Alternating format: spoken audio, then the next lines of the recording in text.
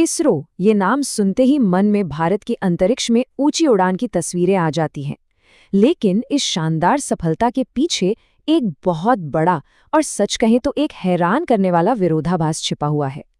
इसरो दुनिया की सबसे बड़ी स्पेस पावर्स में से एक है, पर उसका बजट वो इतना छोटा है कि यकीन करना मुश्किल हो जाता है।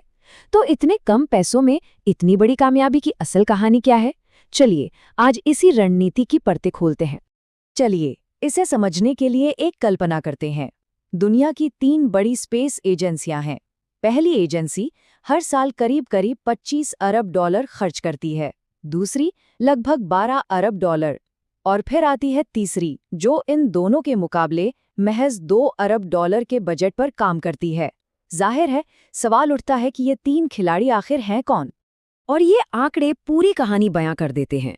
एक तरफ नासा का बजट एक विशाल टावर की तरह खड़ा है, चीन की स्पेस एजेंसी भी काफी आगे है, और फिर देखिए इसरो। ये अंतर सिर्फ बड़ा नहीं है, ये चौंकाने वाला है। मतलब नासा इसरो से 12 से 15 गुना और चीन 6 से 7 गुना ज्यादा पैसा खर्च करता है। और यही बात इस पूरे मामले को अविश्वसनीय बना देती है। इतने कम बजट के बावजूद इसरो ने वो सब कर दिखाया है जो दुनिया के सबसे अमीर देश करते हैं। चांद पर सॉफ्ट लैंडिंग, मंगल ग्रह तक पहुंचना, अपने खुद के रॉकेट बनाना, और तो और दर्जनों देशों के लिए सैटेलाइट लॉन्च करना। ये सिर्फ कुछ उपलब्धियां नहीं हैं, ये अपने आप में एक मिसाल है।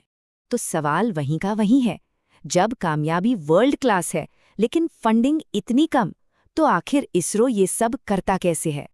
इसका जवाब छिपा है एक अनोखे फलसफे में, एक ऐसी सोच जो इसरो के हर मिशन की नींव में है, और शायद यही उसकी सबसे बड़ी ताकत भी है।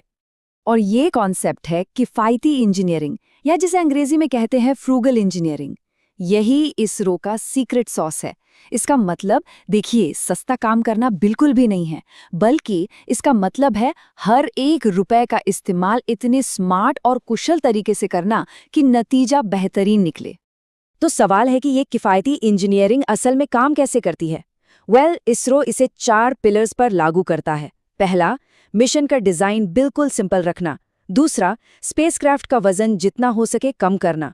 तीसरा, ऐसे रास्ते चुनना जिससे ईंधन बचे।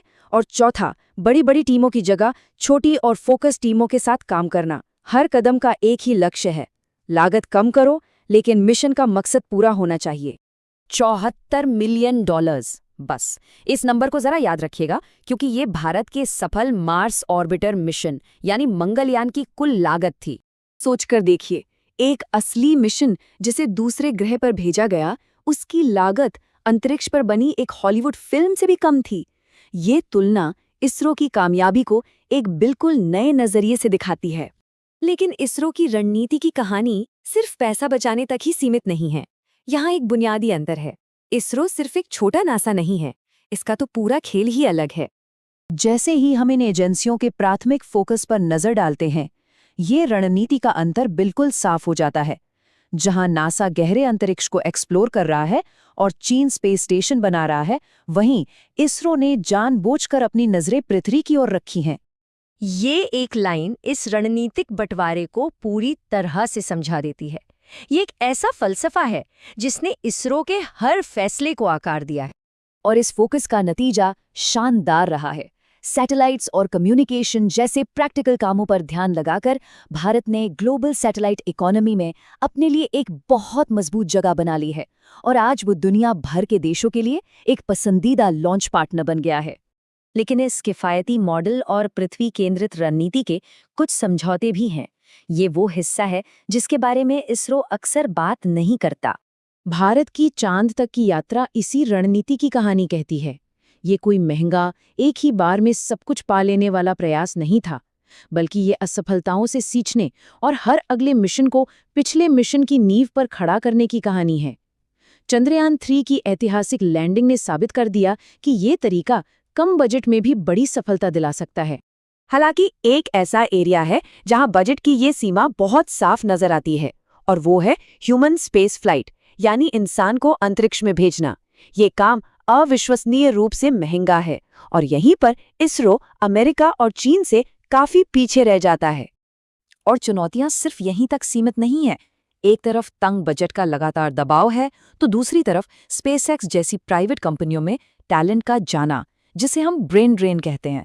इन सब के ऊपर स्पेस का बदलता जियोपॉलिटिकल माहौल भी इस सफल मॉडल के लिए एक गंभीर खतरा बनकर उभर रहा है। और ये सब हमें भविष्य की ओर ले जाता है, क्योंकि अंतरिक्ष की दौड़ के नियम अब बहुत तेजी से बदल रहे हैं। ये नई दौड़ सिर्फ झंडे गाड़ने और अपने निशान छोड़ने से कहीं आगे की है। अब ये संसाधनों, अर्थव्यवस्था और सैन्य बढ़त की दौड़ है। बात हो रही है चांद पर माइनिंग की, सैटेलाइट नेटवर्क पर कंट्रोल की और अंतरिक्ष में अपना दबदबा कायम करने की। और यहीं पर इसरो एक दौराहे पर खड़ा है। उसकी अब तक की रणनीति ने उसे एक शानदार, कॉस्ट इफेक्टिव खिलाड़ी बनाया, लेकिन भविष्य एक पूर्ण अंतरिक्ष महाशक्ति की मांग कर रहा है। सवाल यह है कि क्या पुरानी रणनीति इन नई और बड़ी मांगों को पूरा कर पाएगी? इसरो की सबसे बड़ी ताकत हमेशा कम में ज्यादा करना रही है, लेकिन हो सकता है कि भविष्य में हर चीज ज्यादा चाहिए हो, ज्यादा फंडिंग, ज्यादा महत्वाकांक्षा। और ये हमें अंतिम और सबसे महत्वपूर्ण सवाल पर छोड़ जाता है। क्या अंतरिक्ष के इस नए युग में मुकाबला करने के लिए पर्याप्त निवेश किया जाएगा, या भारत का अंतरिक्ष कार्यक्रम दुनिया की सबसे कुशल